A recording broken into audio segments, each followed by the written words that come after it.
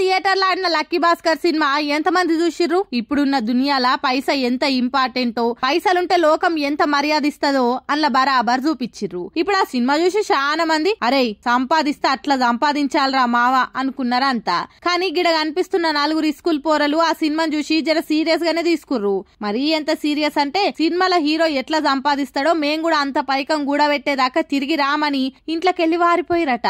ఇక ఇప్పుడు ఈ ముచ్చట వైరల్ అయ్యేసరికి ఇదెక్కడేశం రా దేవుడా, అందరు అబ్దుల్ కలాం నో అంబేద్కర్ నో ఇంకా పెద్ద పెద్ద మేధావులను చూసి ఇన్స్పైర్ గాంగా చూసినాం గాని మీరెక్కడ తిక్కలోల్రా సామి అని పరిశాన్ అయితుర్రు. ఇంకొందరు అయితే గిసోంటి చూసినప్పుడే అబ్దుల్ కలాం గారు ఎప్పుడు చెప్పే డైలాగ్ గుర్తొస్తది. అదే కలాం గారు కలలు మాత్రమే కనమన్నారు, అదేదో చెయ్యొద్దన్నారు అనుకుంటా నవ్వుకుంటుర్రిగా. మళ్ళీగా ఈ పోరలు దొరికితే మాత్రం అలా అయ్యవ్వ చేతిలో ఉంటది చూడుర్రి, ఒక్కో దెబ్బ ఒక్కో సినిమా సీను.